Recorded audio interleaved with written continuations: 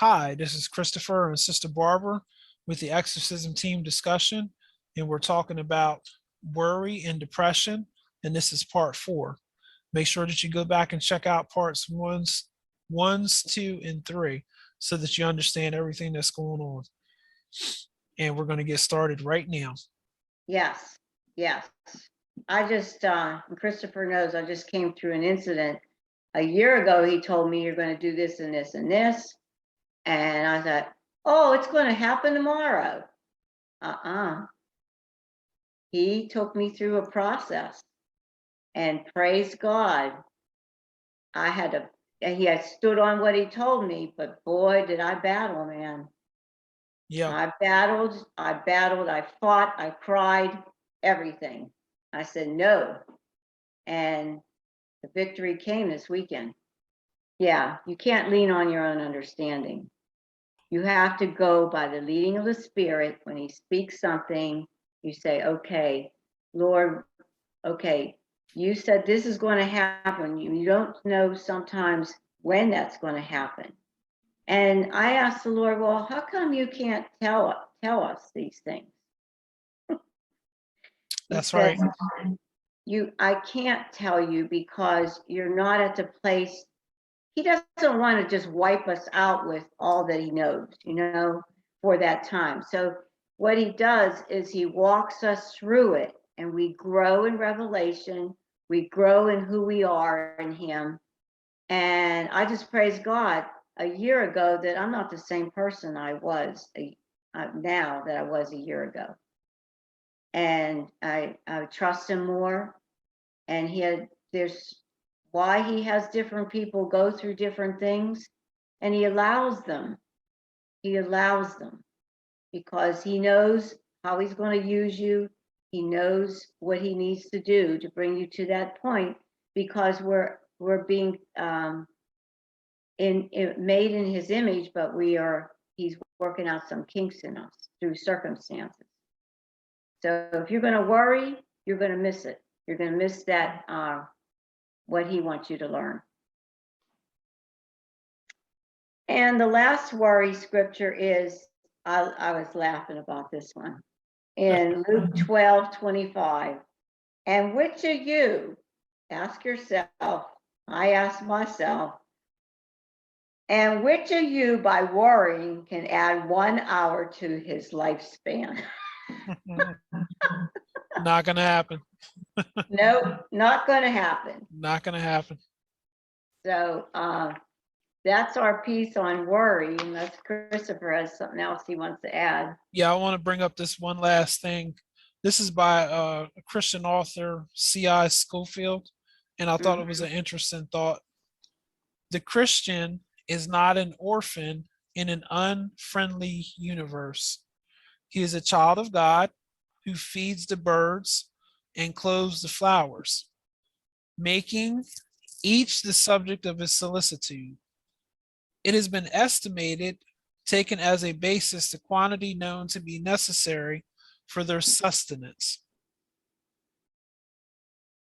that no millionaire on earth could feed God's birds one day, but God feeds them every day. That's awesome.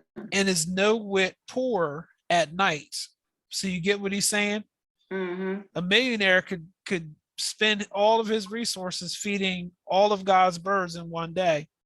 Yeah. But God would never exhaust his resources, and he does it every day. Yes.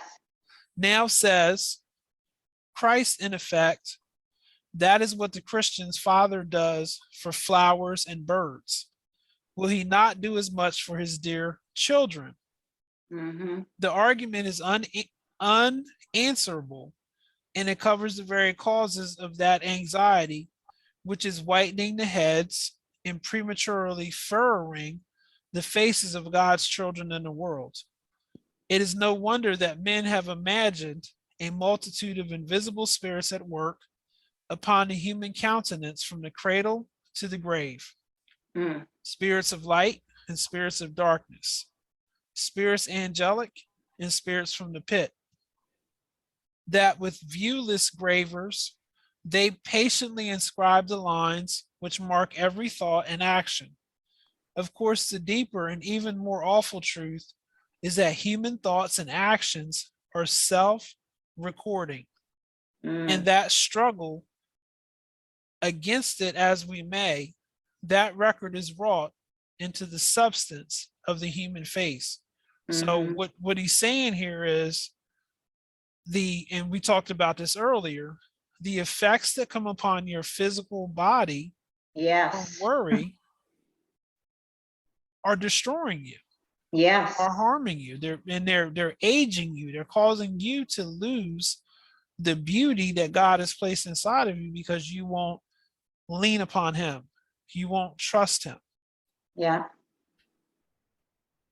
Oh, the records that faces bear as our eyes grow wise to see.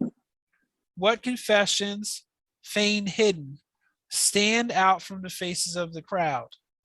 And no demon drives his pitiless graver deeper, now with more certain stroke than the hateful demon worry.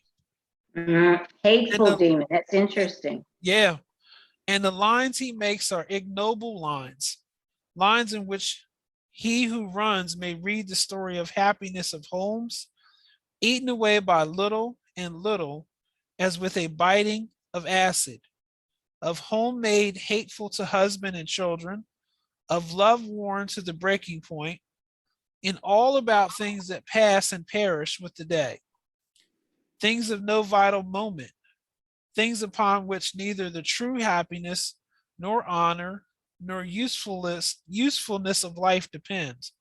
Oh, the pity of it. Oh, the miserable shame of it, that on a face made beautiful by God, there should be ignoble worry marks. Mm, Deep thoughts, yeah. deep Yeah. thoughts. And when you put these thoughts together with what he's saying, it's it's a shame that Christians allow themselves to be overcome by worry when Yes. we should know and be able to walk in the peace that God has given us Yes. and not allow these things to destroy us from the inside out. Suppose such one had trusted God about all those causes of anxiety. Suppose such a one had said, my Father feeds the birds, he clothes the flowers, he will assuredly feed me and mine, he will clothe us. Ah, the happy spirits with the other gravers would have written on that face other lines, lines of serenity, lines of happy trust, lines which would have made the face a benediction and a blessed memory. So you may not realize this, but other people see the worry that's written across your face. And God does not intend for you to keep that. He wants you to get Mm-hmm. out of it. Yeah. And you know, like I said in the research that I did, and people that I'm out and about, and they say they have the Lord, but they said I'm on this medicine and I'm this and that. And when I saw about the worry, and this person does have high blood pressure, I said, there it is. Now, there could be a generational curse of high blood pressure too, but I'm just saying, you know, Even a my generational question, curse of worry. yeah, and worry. But what I'm saying is, you don't you don't have to put up with this or find out why you have this.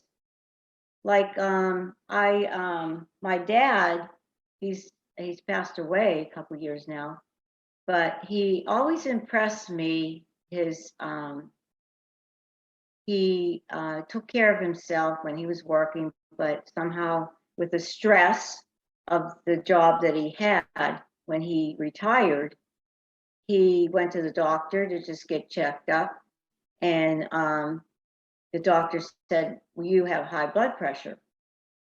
And he said, well, doctor, what can I do about it? You know, because he there's different things the doctors recommend and everything like that. And for him, he recommended that he needed to lose weight because of how it was affecting his body and everything, the stress and everything. He says, I'm going to do that. If that's what you say I have to do, he says, well, you could take this medicine, or for you specifically, I don't see any other things I can recommend, but you have gained a lot of weight. And he never, he's actually been an example to me because he tried every which way not to have medicine, not to, and you hear about, and medicine, nothing's wrong with medicine. I mean, you could use, some people, you have situations, I'm not saying get off all your medicines, I'm not saying that, but I'm saying look at your life and see how could you curb some of your reactions and things like that, so that because there's just different things that people are doing. And what we're saying today is take a look at yourself. Why do you worry? Why are you doing this and that?